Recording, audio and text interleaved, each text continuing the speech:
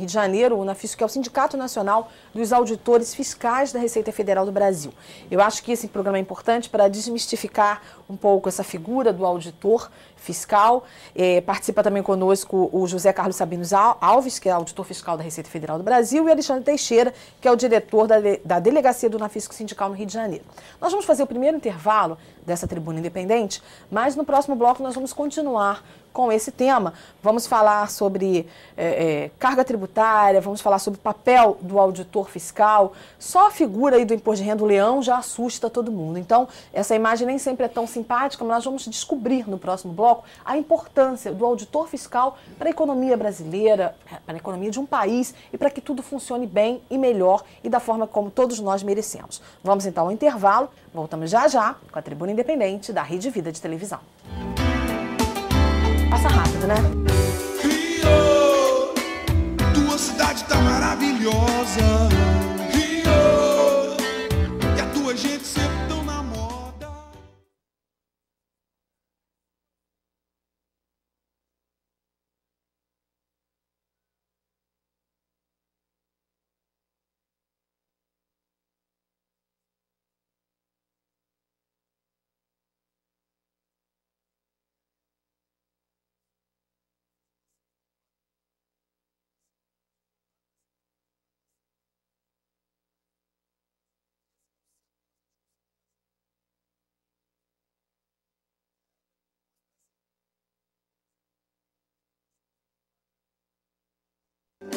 E na Leblon, qualquer estação dos subúrbios é verão, eu não penso futuro. É bom. Estamos de volta com a Tribuna Independente da Rede Vida de Televisão. Falamos direto do Rio de Janeiro para todo o Brasil. Se você ligou sua TV agora, seja muito bem-vindo ao nosso programa. Hoje nós estamos conversando com Vera Tereza Balieiro. Ela é presidente da Delegacia do Unafisco Sindical no Rio de Janeiro. O Unafisco, que é o Sindicato Nacional dos Auditores Fiscais da Receita Federal do Brasil.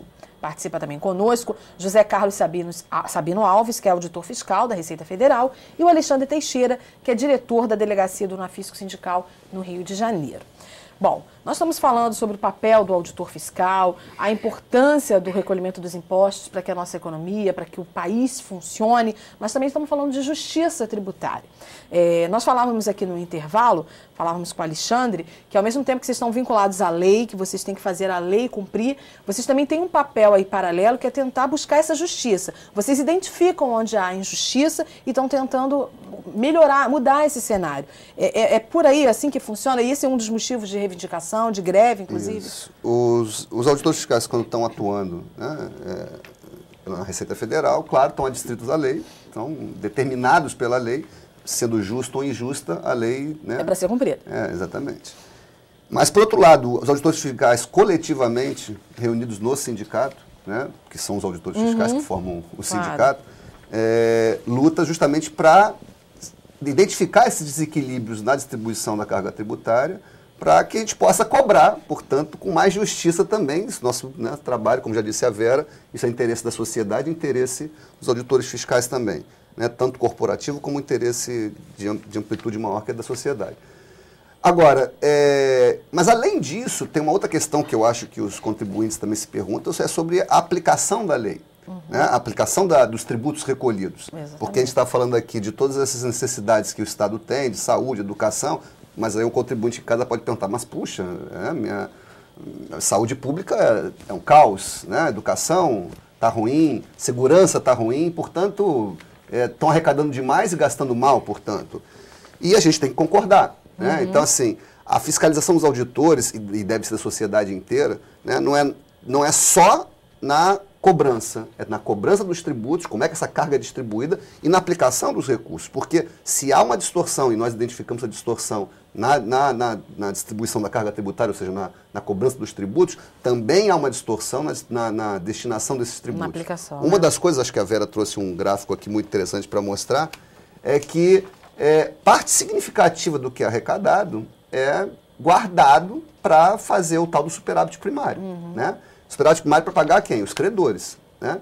Então, como a gente fala, o Robin Hood às avessas do nosso sistema fiscal. Você recolhe mais pela parte do recolhimento, você recolhe de quem não tem, Em vez de recolher do capital, recolhe do trabalhador, do assalariado, do consumidor de baixa renda especialmente, né? Tira de quem não tem e dá para quem tem. Porque você pega esse dinheiro e, através do superávit primário, você distribui esses recursos para os banqueiros, para os credores nacionais e internacionais.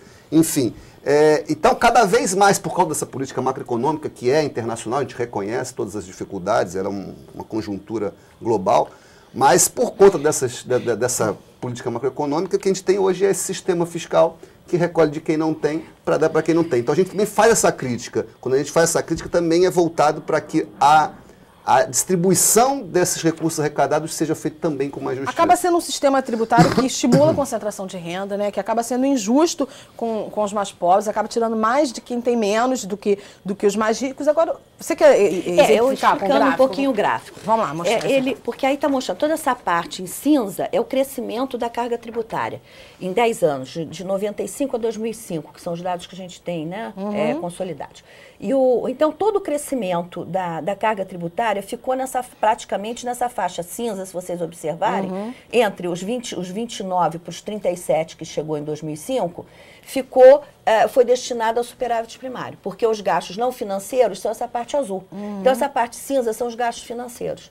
Então, você tem aí mostrando que todo o aumento da carga, na realidade, ele foi destinado a pagar os encargos financeiros. Então, ele não redundou numa maior justiça social. Ele foi carreado para a questão dos gastos financeiros. É importante falar que a Receita Federal ela não tem o poder de criar os impostos, de fazer as leis, só fazer cumprir essas leis, né, e cumprir Além disso, é bom lembrar também que nós também somos contribuintes, nós temos esse duplo papel, nós cobramos, executamos a legislação tributária, mas nós também sofremos o peso dessa tributação que nós consideramos que poderia ser melhorada, a qualidade dela. A grande questão é da qualidade, nós estamos discutindo, o nosso sindicato discute isso, a questão da qualidade dessa tributação, né?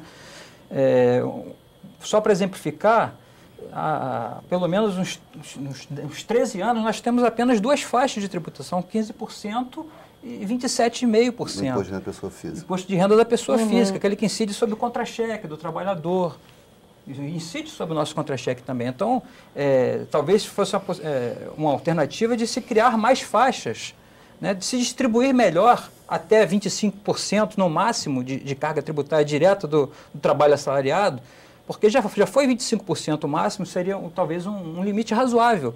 25% seria o teto dessa tributação e daí para baixo se escalonar faixas para que uma quantidade maior de trabalhadores tivessem uma tributação mais justa, claro, né? Porque são saltos muito grandes. Dos auditores fiscais serem funcionários públicos, existe essa autonomia para que essas ideias sejam feitas, para que seja sugerido isso, ou só a partir de greve, de movimento? Vocês se sentem com essa autonomia? Hoje há essa possibilidade dessas reivindicações? A nossa intervenção, claro, né, como qualquer cidadão e principalmente como movimento organizado em torno do sindicato, de reivindicar, né? Assim, é claro que em momentos de greve, né, a nossa voz é mais ouvida, claro, né? Porque você tem a possibilidade. Mas o importante é ter essa independência, apesar de ser funcionário público, não, com vocês certeza. têm essa, até para fazer cumprir o que a Vera estava sugerindo, não tem essa coisa de favorecimentos, né? É neutra. Essa consciência é importante, não só a consciência, mas a tentativa de conscientização da sociedade,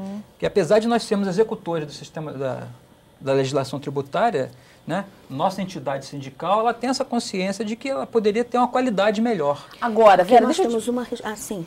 Só pegando um carona no que foi levantado agora, é por isso que, para se chegar ao cargo de auditor, há tantas exigências, é um concurso tão disputado, tão difícil de se conseguir, de se vencer. É por isso que o profissional precisa ser tão bem remunerado, para que ele tenha essa independência, para que ele tenha essa lisura de comportamento, para que possa agir de uma forma totalmente neutra, legal, lisa. É por isso que há tantas exigências. Existe uma característica que é do serviço público como um todo. Do serviço público naquilo que ele é essencialmente serviço público.